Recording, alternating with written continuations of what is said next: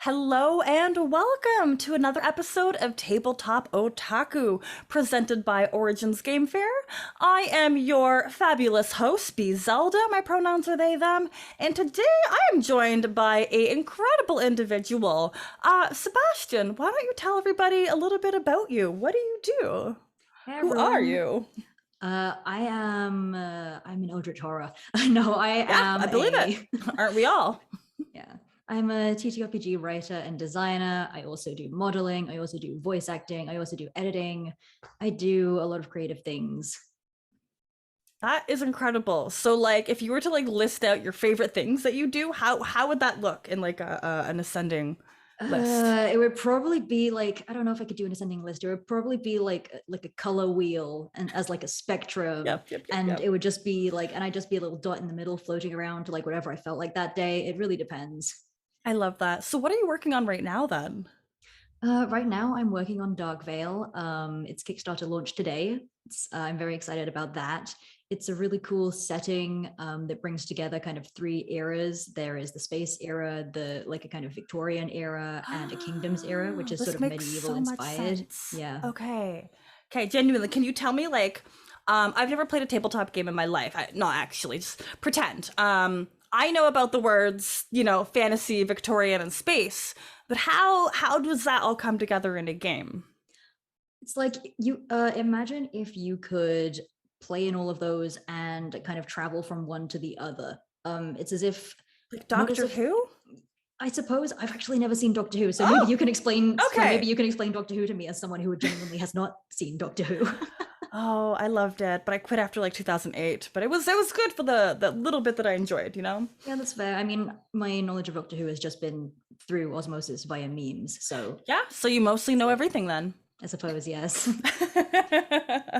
No, because to me the understanding is like like do you travel to different settings? Like one minute you're in the Victorian setting, you're on the streets, you've got little town criers throwing newspapers at you, and then all of a sudden you can travel to space where there are monsters and eldritch horrors trying to take over your ship. Like how does that cross over? How does that intersect? Yes, you can do that.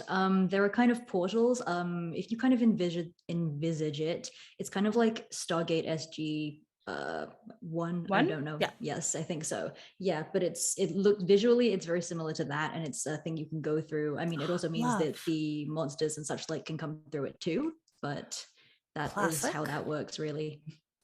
So are we guardians of these portals? What is the purpose? What is our end goal? And I know like it might not have like a winning component, but how do we not die? How do you not die? Oh my goodness. Well, I suppose you can it's a turn-based kind of action thing in combat, and you get to use three actions and you can choose different skills to use, so it depends.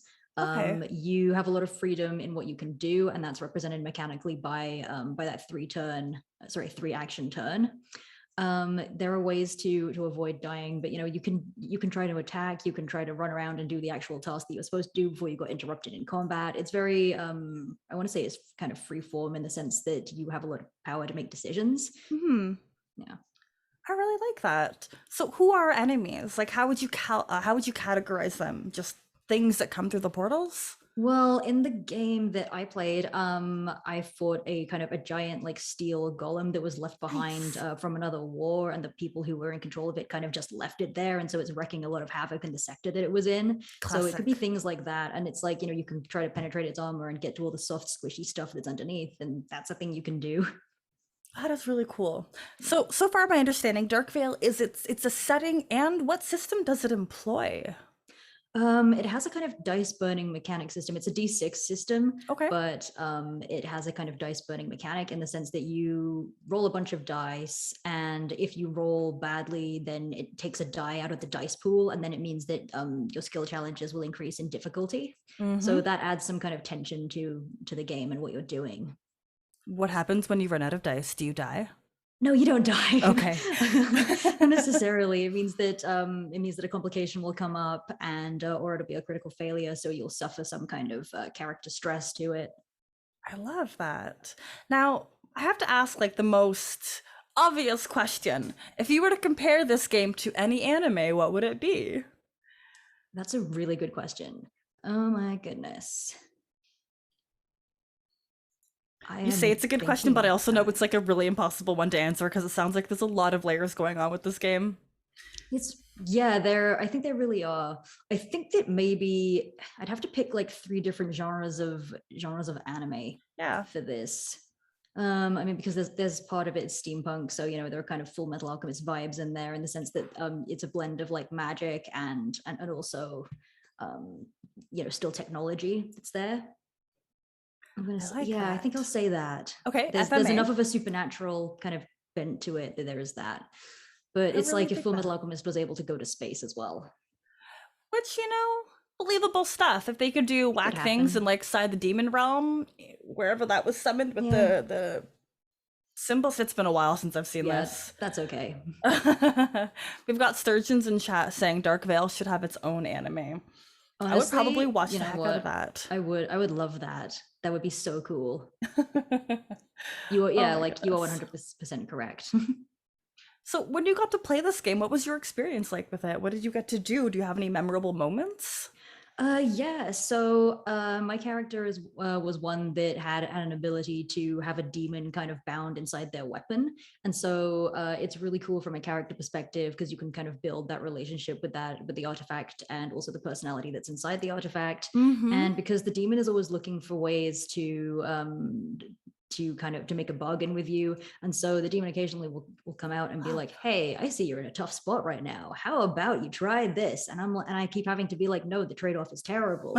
And I think that if I were to play this in a longer setting, I would eventually get to a point where my character is like, you know what, I'm really desperate, I'm going to make a bargain, and right now it seems like a good choice, but I'll regret it later and there will be consequences. And that sounds like fun because I as a player really love for my characters to suffer, because I'm like, the consequences of my actions, but it's like, it's suffering, but it's not, because I'm like, I can plan this and I know there's a way out of it. That's the difference between that in the game and that in real life. So for real though, it's almost like satisfyingly suffering, and I don't know, that's a combination of 2 words that I've never had to put together. But like I love consequences. I love failing forward. I think that's the proper expression. Exactly. Failing forward. Heck, I really love that. Have you seen Inuyasha? I think there's a demon sword in there. Well, a couple of demon swords, but again, I know of it, but I haven't seen it. Okay. It's on my very, very long list of animes to watch. I would put it towards the end of the list. It's good, but it really doesn't hold up, I don't think. If I'm gonna be honest, I don't think it holds up. It was great when I watched it because I was like 12 years old. I didn't know any better, but now, no. That's okay. Are there any, like, what content do you normally consume in terms of anime? Anything that does still hold up if you watched it kind of earlier in the 90s? Okay, so earlier in the 90s, I don't want to say that Yu-Gi-Oh! The anime necessarily holds up, because it decidedly does not. But I still watch it all the time, and I will watch reruns. Yeah, like it's I don't know, I just used to watch it all the time, and I feel like it was a weirdly formative show, because you know how there's the trope of like the queer-coded villain. All of the villains in Yu-Gi-Oh are just so transparently gay. Pegasus? Yeah, Seto Kaiba? Exactly. So flamboyantly gay. Right. And so I'm just like, I couldn't help but cheer for them, because I'm like, Yugi has like a whole exactly. Bakura. Like, also in the dub they gave him a British accent to try and signify that he was polite, and that was really funny to me. Like, I thought it was to signify that he's evil. I thought it was to signify that he's polite, because I think that in the Japanese he's always using like honorifics for everybody all the time. Oh my god, that's so fascinating. That's the way that they had to address it in the dub. Oh my goodness. I think, so I mean, there's that, but I just couldn't help but cheer all the villains, because I was like, well, Yugi kind of has this ridiculously unfair advantage. He has like this, millennia old pharaoh on his side that knows everything. And I'm like, sorry, but like, this man is just trying to run a company. Like, Yu-Gi-Oh! Was like the only anime that's ever made me sympathize with a billionaire. Really? I want to be like, I'm gonna go watch this now to see if it holds up, but I think I'm just gonna have to take your word for it, because my memories of that are very positive, and I don't want to have to tarnish too. And it's not like I appreciate that I have grown up, and I can see some of it for the bits that aged less well, but I still it's hard. Tessa? What was her name with the bob? Taya in the Taya. If memory serves, I don't think she got a lot of respect. Yeah, Yu-Gi-Oh doesn't really have a lot of women. Yeah, so that No. is, yeah, it does not. Yeah. Does what's like the Blue Magician, but like the women version? Does she count? Dark Magician Girl. Yes, she doesn't. She gets respect for the wrong reasons. Like, yeah. I mean, I think she's a respectable card. I like her very much. Oh my goodness. Did But you there's ever Dark Magician play? and Dark Magician Girl. So Right? They're so cute though. I once saw people like I every now and then I go to a con and I'll see folks and there'll be like cosplaying as the two. couples cosplay. So I love cute. that. So Yeah. cute. But were you ever into the card game itself? Yes, I was. But the problem was that I was a kid and I learned exclusively how to play it by watching the show. And it turned Yes! out that the show does not actually use the rules of the actual game. At So all. that became a At problem all. later. And also because the game has evolved so far beyond what I knew as a kid, it's very difficult to keep up. But it's okay because there are still kind of legacy tournaments and things like that where you could use rules from like, I don't know, 2002 or what have you. So it means that, you know, Really? your opponent can't like kickstart a card chain and then go back in time to before you were born and annihilate you. I appreciate that. Good. Wow. Yeah, I don't know. Did you ever play the card game or not really? I collected the cards and pretended to play, but never legitimately. I just wanted to be the cool kid with like the holographic blue eyes white dragon to show up all my other friends. No, honestly, that makes a lot of sense. I mean, they you know, yeah, when you're a kid, like small things matter, like having the best card, and then it's like it's a good way to get respect without having to do anything necessarily. Right?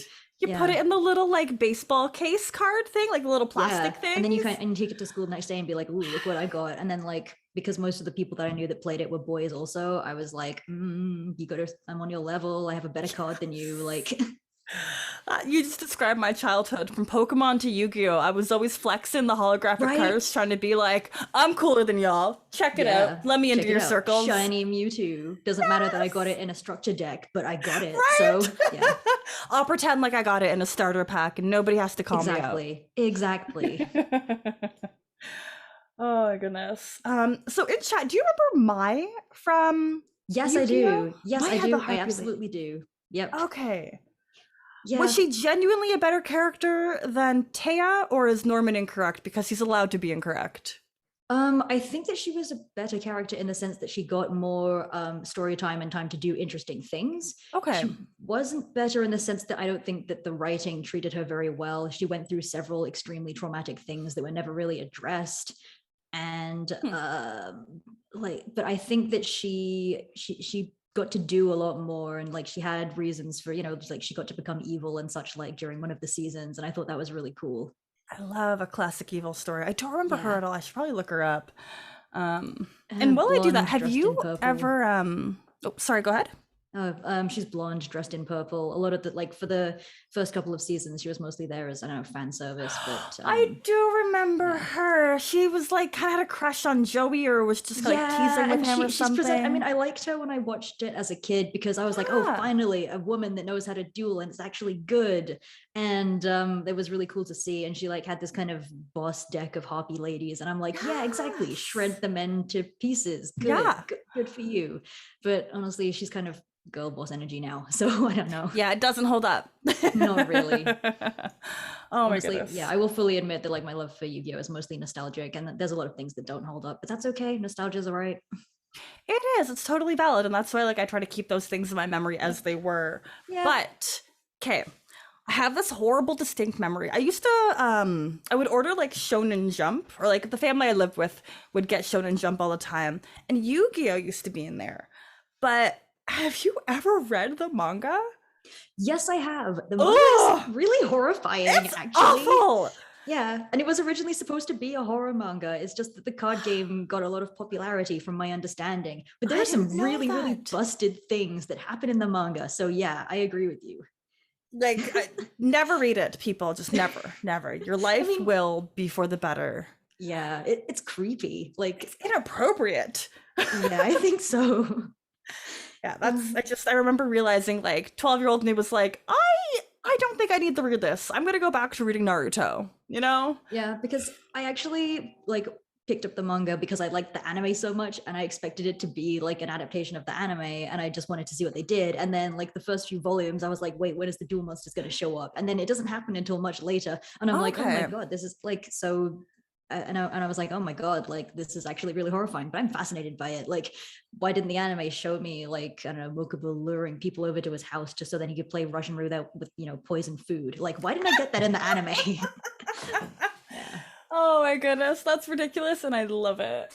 Oh, fix my green Maybe they screen. had it in season 0. I don't remember, but I think season 0 was slightly more like the manga, but it's been a while since I've seen that. So yeah, maybe if we have any Yu-Gi-Oh experts in the chat, then feel free to correct me. Well, I really like that though. Yeah, it's a lot of fun. Are there any manga or anime that have been? Oh my god, this green screen doesn't want to cooperate. It's a lamp in space. Yeah, just a little blip, you know, perfectly normal. I appreciate because the walls are green, you would never notice anything weird. True. So like, has there been any media or any shows that have influenced any of the writing that you've done before? Yeah, I think so. No, I'm just probably going to keep naming like super popular ones because that's how it is. I'm not going to be like an aficionado that knows all sorts of obscure things. But Fruits Basket is another one that has a lot of sentimental value, and Yes. at least this one is kind of somewhat current because it just finished its reboot. So, Yeah. Did you watch the reboot? I did. I absolutely did. I owned all the volumes of the manga, and I watched the original series, and I watched the reboot too, and I was really, really satisfied with it. And what I like most is the depth of all the characters in that one. That one's really inspired me, I think, to create character-driven stories with a lot of depth. I love that. Yeah. Oh my goodness. I didn't watch the reboot. I really, really wanted to, but I'm not in the same place I was when I watched that as a kid. Like, I think I was in high school. Yeah, I think I was in high school too.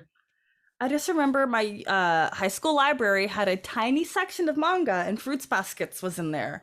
And like, it was so popular. Well, so popular in the sense that like it was occasionally taken out of the library. Yeah. But that was a big deal for anime and manga back in the day, you know? I think so, yeah. I mean, well, my high school didn't even have any manga, so. Oh, yeah. How did you access it? Was like real libraries, or like did you have to buy that? I went to a bookstore, yeah. Oh. Yeah. Oh, I love that so much though. So Yeah. what else are you working on right now? So right now, I'm working on an audio version of my game Crossroads, and I think that, I mean, it has Fruits Basket vibes in the sense that it's there for to help tell stories about grief, and I think Fruits, like, that's a big theme in Fruits Basket too. So the game has been released for a while now, but I'm able to record an audio version. I'm really excited about that. That's incredible. Yeah. So is that just for accessibility, or is this just something you've always wanted to do? It's for accessibility, but like it's both, because it's not something that I've really had the capacity to do before. But I was awarded like a micro grant from the Tabletop Mentorship Program in partnership with Maple Syrup. So that was really exciting. So that was kind of the first thing that I wanted to do with that.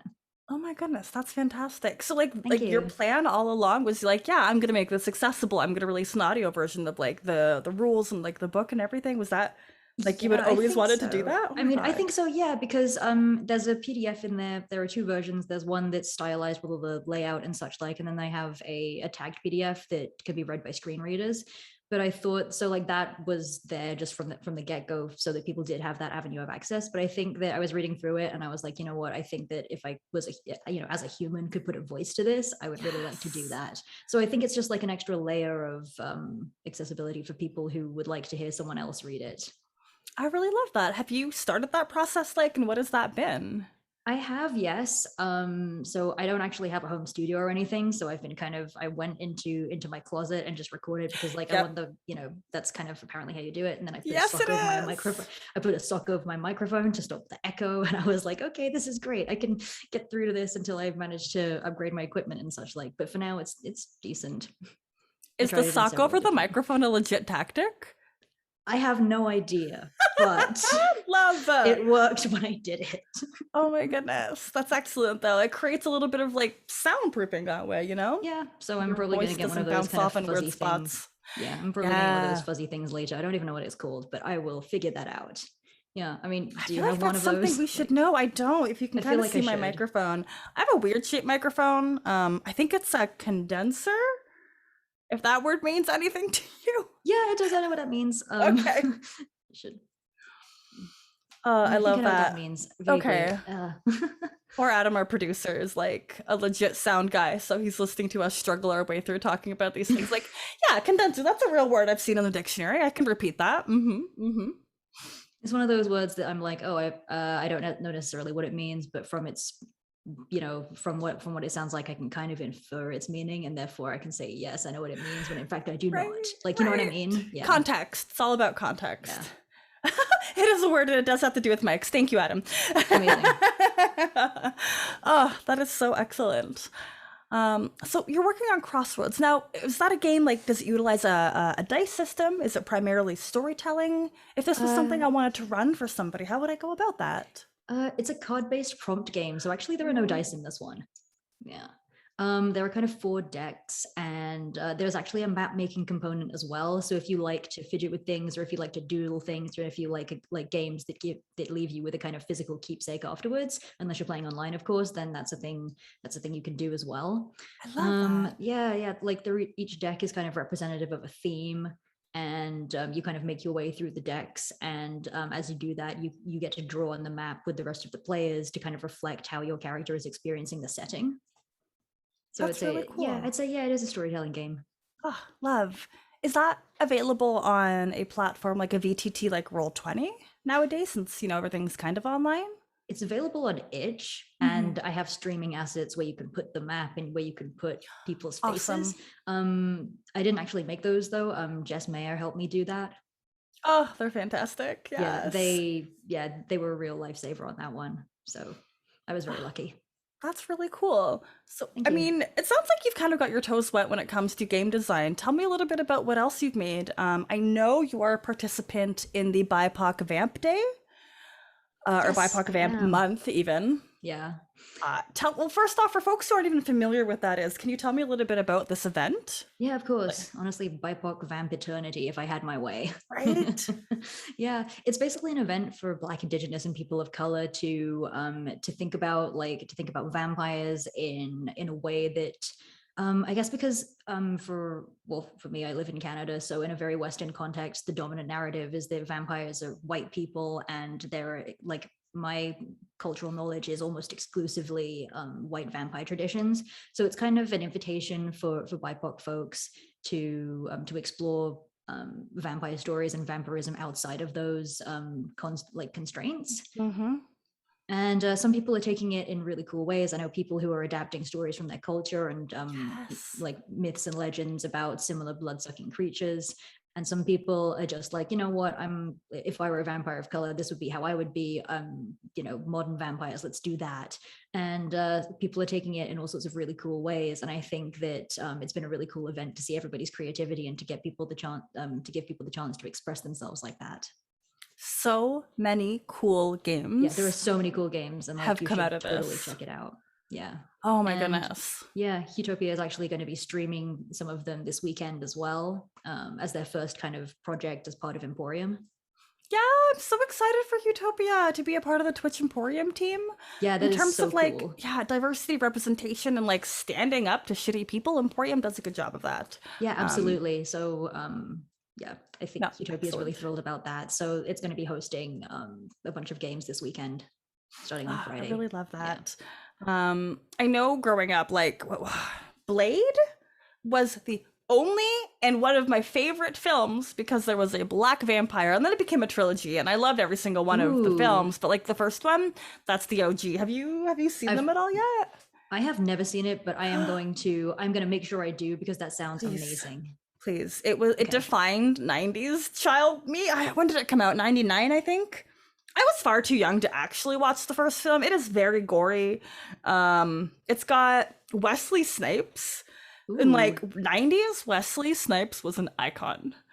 And it's just like, he's just like this edgy dude doing edgy stuff and killing vampires. Honestly, I love the sound of this. I hope I'm selling it properly. Oh yeah, no, you are. Honestly, like edgy dude killing vampires, black vampires. I'm like, yes. yes. I mean, perfect.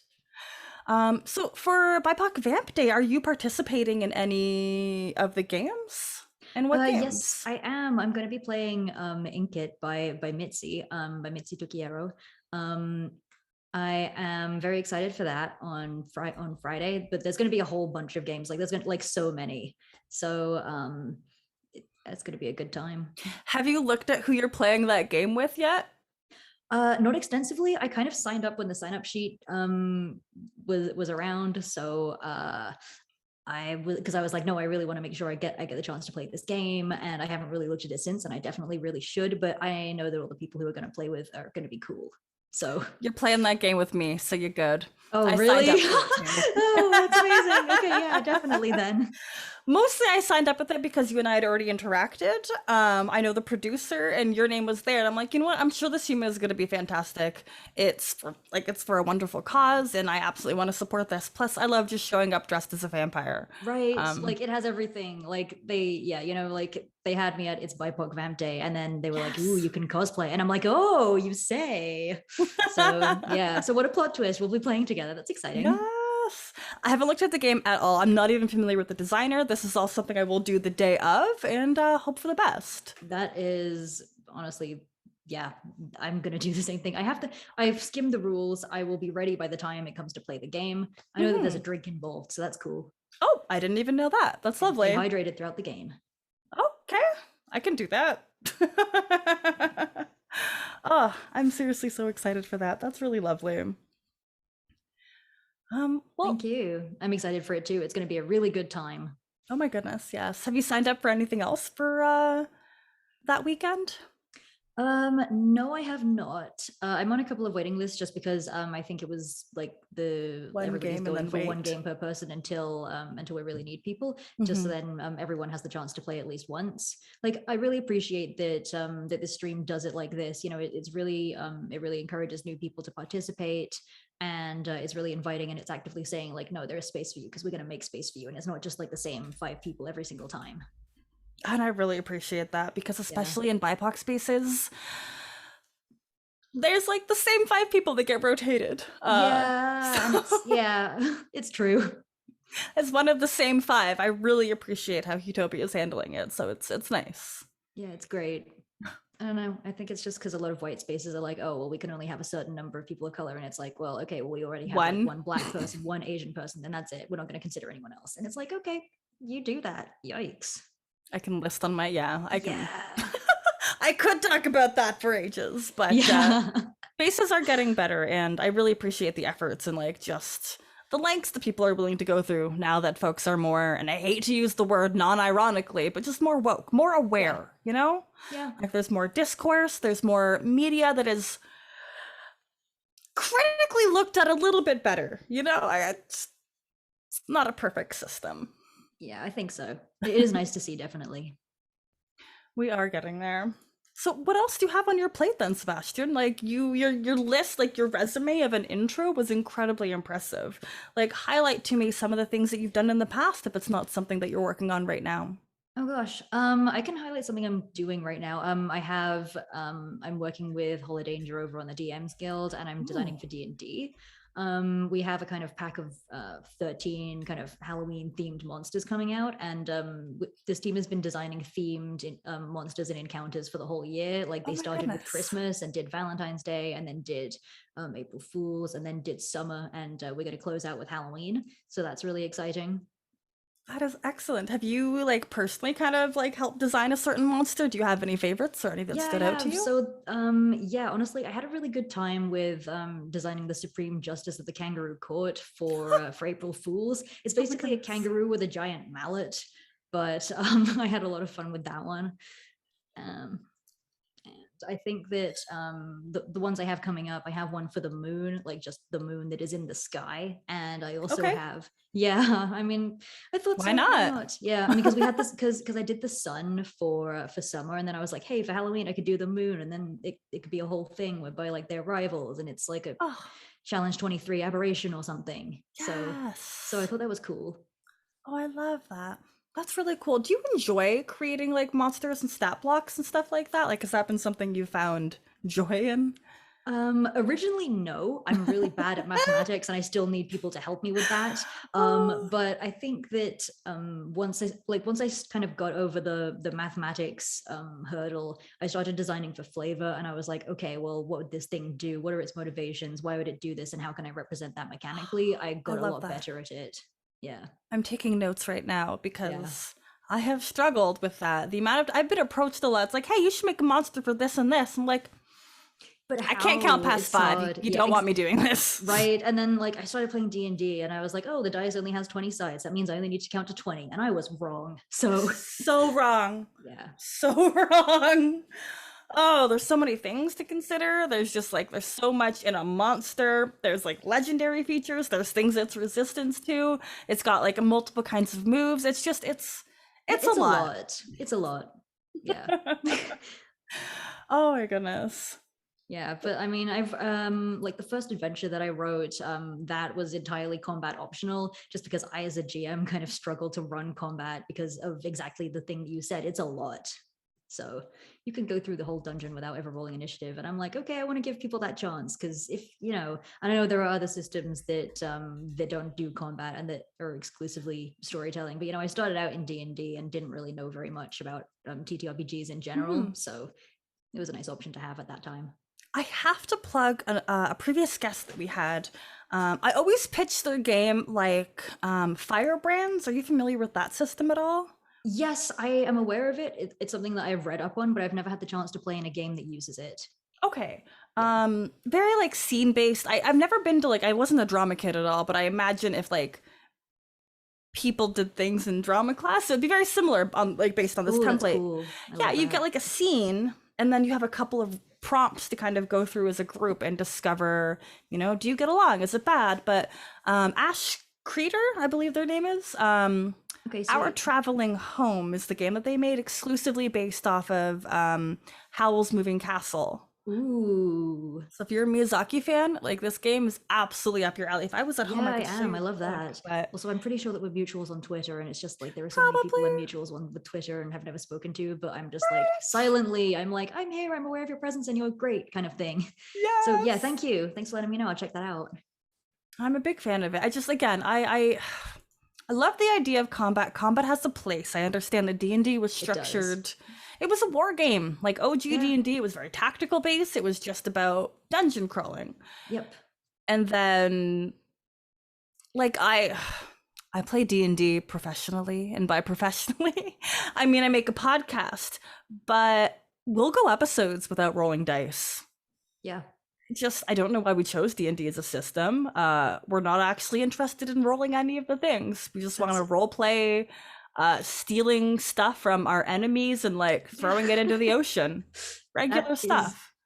yeah, I support this wholeheartedly. Be uh gay, do crimes. Good. that is exactly the memo and the motto.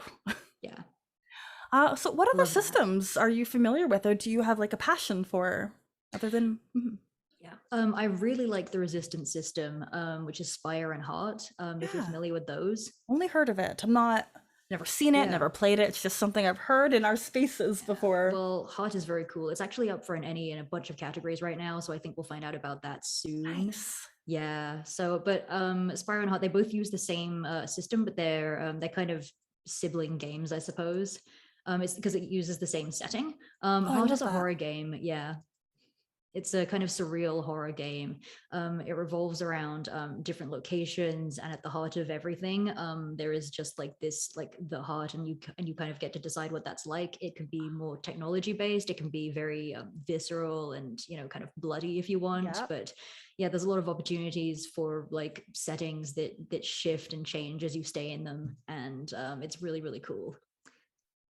I like that. So it sounds like you have a bit of like a taste for horror as a genre. I do like horror as a genre, yeah, and it's something I want to do is make more horror games. I dig that. Were there any anime that inspired like your love of horror? Like, were you a Junjo Ito fan? That's another one I've been. I Come want to on, watch more of that. I just, Sebastian! I know. I need to watch more. I need to watch more television. Like that's my problem. Oh gosh, just Yeah. gotta get what is it? Crunchyroll? No, they I were need to bought get. out by Yeah. Funimation. One of the two. I can't remember which I think. one. I mean, I need to sign up for a Crunchyroll like free trial or something and just binge anime for a month. That's what I need to do. Get you a friend that has a Crunchyroll account and say, yeah, exactly. People nowadays should not be buying, like, subscription services are out of control. It's a scam, yeah. Set up a buddy system and make it tight. Yeah, for sure. I mean, that's what I've been doing with like Netflix. So yes, yeah, it's true. Every single one of my streaming accounts, I think, except my Netflix, I share it with somebody. Right. And it's the only way I could afford it. Yeah, it's true. Yeah. So, what anime do you watch? What have you seen? Like, what has really inspired you other than Yu-Gi-Oh? Yeah. I was gonna say I talked a bit about Fruits Basket. I think I mentioned Fullmetal Alchemist. I mean, we could talk about me. I mean, not necessarily horror. We can talk about Miyazaki forever if you'd like. Yeah. I mean, what's your favorite? I really want to say Princess Mononoke. Yeah. Yeah. That was the one that was formative for me as a kid. I don't know. I think it came out in, again, 90s. So, like, I was definitely too young to fully understand the entirety of the story. I was just freaked out by the boar with all the noodly demonic bits. But just the passion, the characters, the strong female character. Yeah, exactly. Yeah, and I liked that a lot of the principal characters were women. It meant a lot to me to see that. It was really cool. Also, like, people that just kind of, stood up for what they believed in. Like, it's a beautiful film. I rewatched really it again as an adult, and it still holds up, like, to the T. I would show it to a child of 8 or 9 now. Maybe a little bit older. I don't know what kids can watch, but I don't know. I mean, if a kid is old enough to understand that the planet is dying, I think they're old enough to watch this movie. So, I think all the environmentalism holds up really well, which is unfortunate, but also, right? Yeah. Oh gosh, I never even considered that kind of that parallel. Like, it's, oh my gosh, like the whole thing is they're building like a steam factory or like some kind of iron factory. That's very close to home. Like, as Canadians, we've had issues with pipelines and like the Liberal government not respecting the lands that they want to like build all of these oil pipes for. Yeah, exactly. And like the ones that they build, they break constantly. And there are so many studies that come out and that are just like, this pipe is going to break, and people don't listen to it. People. Mm-hmm. Yeah, it's bad for everybody. It's like, maybe you should just not do it. Yeah. Right. Yeah. But then they don't make money, and then we're no good. I know if, as Canadians, we have an election. If you haven't already voted, it is coming up. Oh, I missed my early voting because I couldn't figure out where I was supposed to go. Honestly, that's fair. Like also, a scrub, I gotta wait in line. That's fair. Wait, where in Canada are you based? I'm in Windsor, Ontario. Oh, wow. I have a feeling we're probably pretty close. Yeah, I mean, I'm on the West Coast these days, but okay. Oh yeah, you said PST. Yeah. Mm-hmm. No, that's okay. But yeah, that's actually not very far away from Toronto. It's like 3-hour drive or something. Is it if you're speeding, technically it's 4 hours, but I could do it in 3.5. Okay. So great. You do want to arrive alive, genuinely. I love that cool. though. I don't know. I feel like so much of the TTRPG scene is like the United States, so it's nice to meet other people that are based in Canada. I get irrationally excited when I meet other Canadians. Yeah. I'm like, ooh, Canada. I like peep someone's kind of Twitter bio and be like, ooh, Canada, okay. Right, and just follow. We're gonna be friends now. You don't get a choice. Yeah. We have to band together. I'm trying to think if there's any other like fabulous Canadians in the TTRPG space, like Mariam. Yes. They wrote a game for BIPOC Vamp Day about... Yeah, they did Flats and Fangs. Yeah, little vampires. Your vampires trying to roommates. That's what it was. Yeah. And as a concept, I absolutely love that. Yeah. What we do in the shadows is like a whole vibe. So that's a media piece that I've never consumed. It's good. It's really fun. It's like that kind of humor that... It's dry humor, right? Yeah, I think so. There's also just a level of like mundane humor in that like vampires try to do like ordinary things, and it's like they've really gone with the whole, hey, vampires can't see themselves in mirrors, so like the roommates will just draw sketches of each other so that then they can see what they look like, and the sketches are really awful, and it's just stuff like that I think is hilarious. So it's a really funny concept. That is higher on my to watch list. Much like you, I don't watch movies or TV. Like, yeah, neither do I. I'm like oddly not culturally up to date on like anything. So I can talk regular about anime conversations. From the 90s, that's about it. Struggle, right? I can get all your I can get most of your 90s references. Most of them, not all of them. So it is a constant struggle. But I feel like when you are a nerd with like a niche hobby, we tend to invest a lot of our energy and memory space into Yeah, that, it's like true. Yeah. I And then unfortunately know more D&D rules than I do more episodes of Friends, like right. I weird mean, comparison, I'd say but that's actually a good thing, but I was one of the few people that never liked that show growing I up, didn't and it like was it. it was I such didn't a big understand thing. it. I just didn't understand it at It all. And wasn't the also because I was a dynamic that made kid. sense to me. Yeah. Yeah. And I was a kid when it came out, and like somehow all the other kids in my school were watching it. And I was like, isn't this a show for adults? And I found the laugh track really grating. I couldn't watch it. I watched the last ever episode just because I knew everyone was going to be talking about it. And I That's so tried funny. to get invested in it, but I was just like, I don't understand what is going on here. And why is everyone like really incompetent? Also, don't these people have jobs? Like, I don't understand No. how this works. With their rich ass apartments and they're never going to work. Yeah. Yeah, so I mean, I just couldn't fundamentally connect with the premise just because there was nothing in there to identify with. Also, I don't, again, like I didn't really watch the series, but every time I walked in and like my parents were watching it, I'd be like, everybody is white. I mean, I didn't really have the presence of mind to acknowledge One that, but like, black woman. uh, There's one. great. One Hmm. whole black woman. She's gone Okay. off to be successful. I've seen her like guest judge on like RuPaul's Drag Race. I don't Oh, know okay. what Well, else she does, yeah, in but that case, good for her. I'm happy about yeah, that. But I never yeah. saw, I mean, yeah. I never I watched never that saw episode. her. I'm just So, regurgitating information that I've been oh, told. okay. Yeah. Yeah, we are the minority. Friends was incredibly popular. Like when all those folks were watching that, I was watching Dragon Ball Z and like Yu-Gi-Oh! Yeah. Beyblades? Did you ever get into Yes, Beyblades? I did. Oh my Oh gosh. my Yeah, God. Beyblades was great. Yet another thing that helped me prove my prowess on the playground. Because Yes. I was like, haha, 3, 2, 1, let it rip. My Beyblade is stronger than yours. So yeah, yes, I did. I got into that. Okay, so apparently that one black woman in Friends, she hosted a season of Whose Line Is It Anyway? And I know you know what that show is. Yeah. Okay, because we Yeah. had Colin something rather who was Canadian and he was lovely. Mockery? Colin's Mockery? Yes. Yeah. Hilarious. Beyblade is still a thing. They Is still it? air Beyblade. Oh my Oh gosh. wow. Adam, Is it what? like producing new content or is it just like reruns? Is it still like a thing? I have to look this up because I have to believe. Go ahead. The toys are Yeah. still a thing. I'm jumping in to say this. Hi everybody, voice producer Adam here. Yeah, the toys are still a thing. Like you could still like buy Beyblades and stuff. Oh my goodness. Like, Because honestly, like some part of the fun was like it came in pieces and you could put it together. And like I really Yeah. liked that because I was like, ooh, look at me. I'm gonna like make a thing and it's gonna Build be my and Beyblade. yeah, and I'm gonna put stickers on it, and the stickers Yes. have stripes, so then that means it goes faster. Yeah, how about that? Like, Or I'd have a little animal on top, like I am strong like a phoenix. yeah, exactly. Yeah. So no, Oh, Beyblade was great.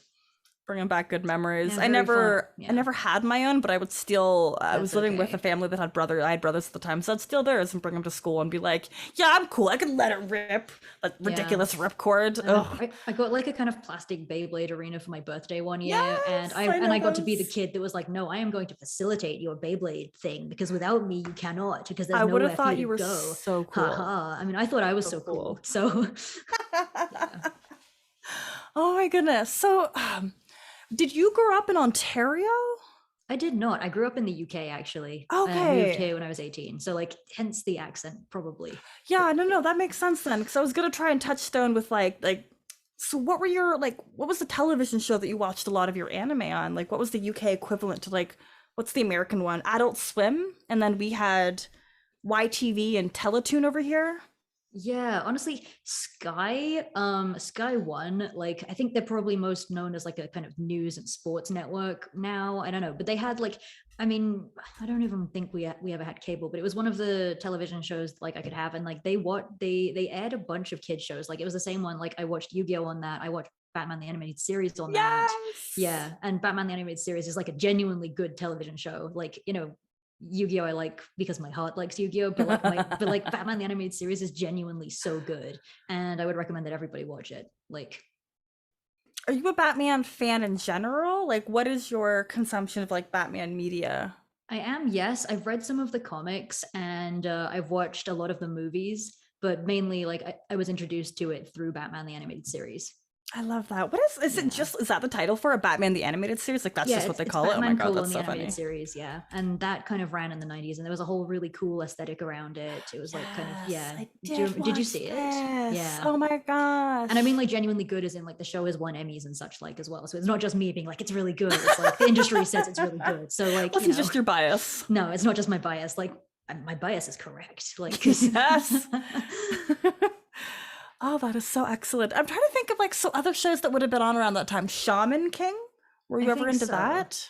Yeah, I was never into that, but I mean I also didn't watch a lot of like I mean Batman the Animated Series was kind of like I don't know why, because I mean I didn't watch Cartoon Network or anything. I didn't really know what was on Cartoon Network. Right, right. That So would have been the like popular channel there too. Okay. yeah. I forgot about that mm. one. I think we had Nickelodeon, but again, I didn't really watch it that much. I just found this one channel and it had all the things that I liked on it, and I was like, okay, I'm gonna stay here and I'm never going to leave. Yeah. Oh, that's the way to do it. So Yeah. really quickly on Nickelodeon then, did you ever watch Avatar? Was that ever your wheelhouse? Okay, so I That's did so watch. I big have now. seen Avatar, but I didn't Okay. watch it until about like 3 years ago. I never watched it as it was airing when I was growing up and I was a kid. Now that's good. I did enjoy my watch of that. Yeah, Oh, and it holds up so hecking well. it does. It really does. Like that one So really I was impresses impressed me. by it. I was like, wow, this is the first time I've actually seen a good redemption arc. Right? Like, wow. Like you Someone really faces feel the- for the bad Yeah. characters. I'm just like, wow. So he's trying to be better, and then the people are like, no, we don't forgive you. And I'm like, yeah, you know what? That's valid. Good. I love this. Right? I love that. Yeah. Oh, you're making me remember. Like, I just freaking love that. Yeah. Do you think you would ever get into the tabletop game that is kickstarted for like $8 million, 10 million? I Honestly, stopped paying that's attention. absolutely terrifying. You know what? I think I would like to. I would like to try. I have the quick play or what have you, Mhm. but I haven't like found a table to play at. So I would like to very much, but have not yet. Okay. Yeah. I had the privilege of running it before the Kickstarter went live. So much fun. Ooh, that's exciting. Yeah. What do you Very like true to about the it, game. especially? Because I think it's using Powered by the Apocalypse, right? Yes. Yeah. Which my lazy ass loves just rolling 2d6 dice. So Amazing. simple. You know the results. It's either you fail, mixed success, or wild. Like it's a success. You do the thing. It's very in tune with the emotions too, because you're playing as kids, and kids are volatile. You know, Yeah. kids have a lot of feelings. Kids have a lot of like understanding, and the whole premise of like how the system is balanced is like the yin and yang kind of foundation where, you know, maybe you are, I'm trying to think of some characters to reference. We'll just use Aang. You know, you might have the burden of saving the entire world, but you also have the responsibility to the airbenders to uphold airbender traditions. And as you're role playing as this character, you have to balance these two, because if you slip towards maybe you're more of an avatar and you're less taking care of the air nomads, then your other stats are affected by that. And I really Right. really love, it's continuous and it flows, and for storytelling it's marvelous. The combat is not my favorite. That's okay. The combat is combat. It's chill. It's very back and forth. It's very PBTA.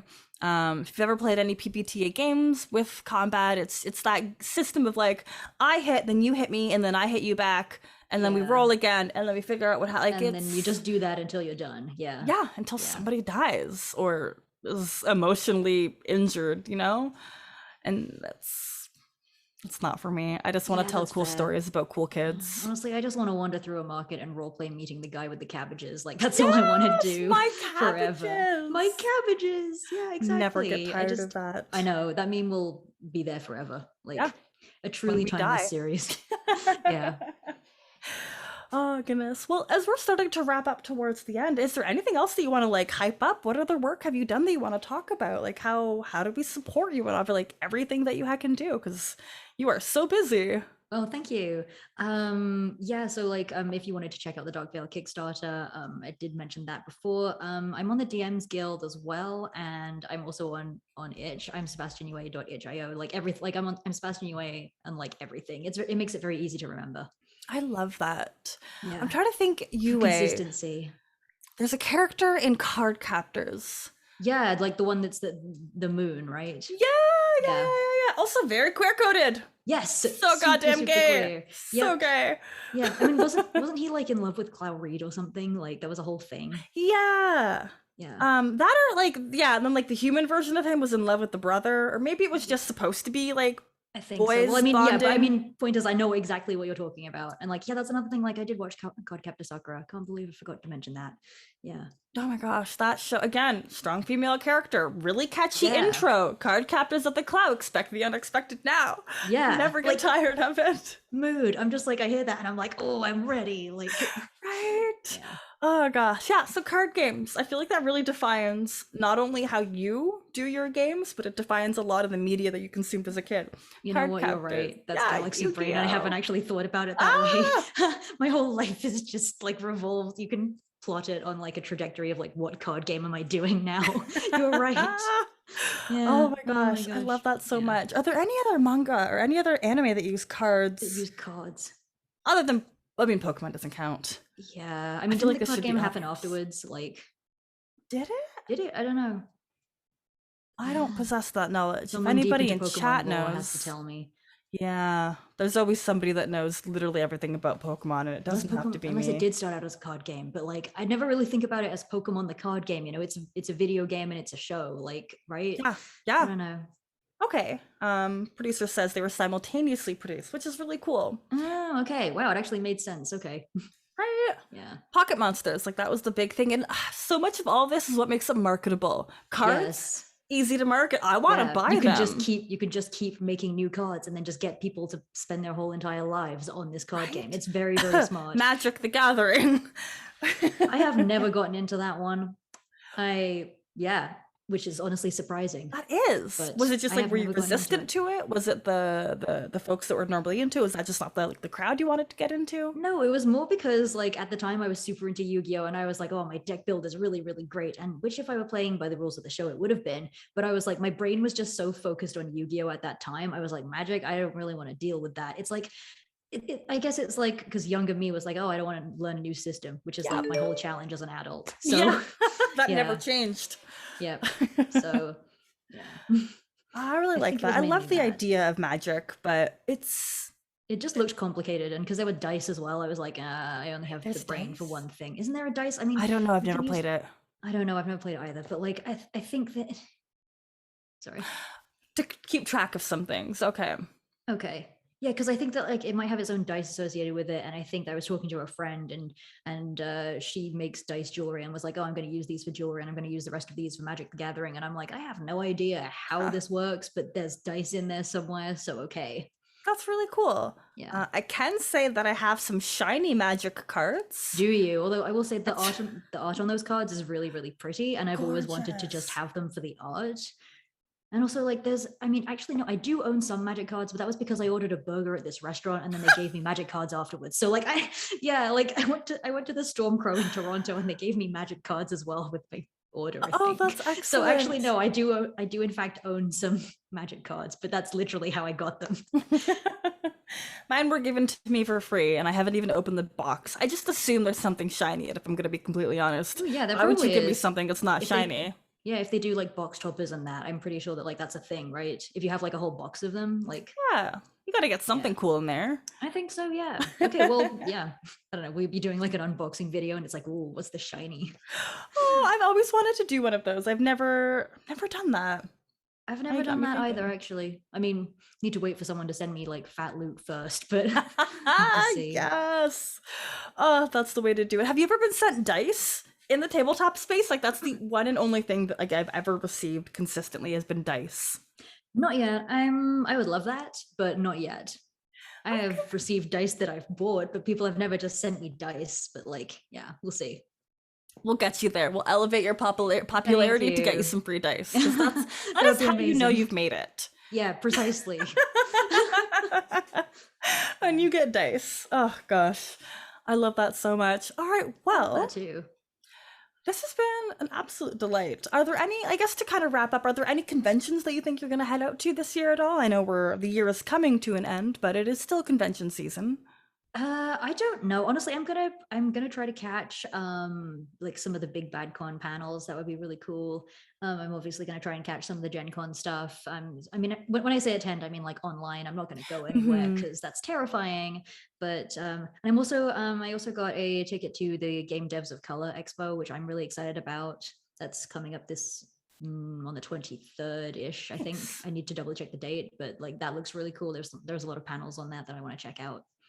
Oh, that is So fantastic. yeah, I don't know. Are you? I mean, I know you're going to Gen Con, so I was supposed to go to Gen Con, but land travel is still closed. oh right, Um, okay. I'm not fly. I live like I can step Because outside Windsor is my like right house next to Detroit, and I right? can see Detroit. Yeah. Yeah. So the idea of flying, because the way really quickly, I would have to take a flight from Windsor to Toronto, and then from Yeah. Toronto to Detroit, and then Detroit to And Detroit, Indianapolis. yeah, Isn't that's that like like so that's much. It's a really convoluted way of getting there. Wow, that sounds exhausting. and it could just normally be a 3 hour drive, like Yeah, $60 in gas yeah. versus Um, whatever the flight would cost. It's frustrating. I was right. so excited. The world was getting vaccinated. Conventions are happening again. I was ready to be there in person. I was ready to high five people and then sanitize my hands. Yeah. Oh, I miss that. But next year. Anyway, it's Yeah. okay. At least you save that $60 on gas by staying at home. Like it's okay. I think Now I'm yeah. just gonna order food with that or some Magic the Gathering cards so I can look Yeah, at the exactly. foils. Yeah. Well, if there's any other online things that you're looking for, Origins Game Fair is hosting. They're going to be in person and online. There's going to be some fantastic panels. There's going to be a cosplay contest, which Ooh. that's what I was mostly. I love cosplay. I'm like, this has been the year of just like me appreciating cosplay. And to be able to like, I've never attended a cosplay contest, so like I Ooh, was okay. super hyped for that. And like, there's gonna be so many cool panels. A lot of them will be available online, so you can check that Okay, out. sweet. Thank you. Yeah. Yeah, I love cosplay too. I've only ever made one myself, and then my friend made us both costumes, and then she entered a contest and won with that. So Oh, my that's name's so on the cool. award, but I really have no claim to it. I just wore it. So Your name's there, that yeah, counts, my you name is know? there. You made it Yeah. look great. Yeah. Oh, that's so marvelous. Well, I hope to check you virtually on some of the panels. We'll probably see you in chat if you're on Twitch or anything like that. Yeah, absolutely. Yeah, one more time, would you like to plug where folks can support you and or find your content? Yep, you can find me on Twitter at Sebastian Yūe, and you can also find me at the same on itch. And if you search Sebastian Yūe on DM's Guild, I'm there as well. Marvelous, thank you. And as always, I am your host, B Zelda. You can find me on Twitter as at B_Zelda. This has been another episode of Tabletop Otaku featuring the Origins Game Fair. And this convention is coming up so quickly, y'all. If you don't have tickets, get them now. I'm going to make an assumption and say there's probably a couple still available. And if you're like me, just check it out online. You know, come catch me in chat. I'm going to be probably on every single panel, just like telling everybody how much I wish I could be there in person. But instead, you know, thank goodness for virtual environments because it is the only way we have been able to survive. So until then, everybody, take care and catch more information at originsgamefair.com. Bye.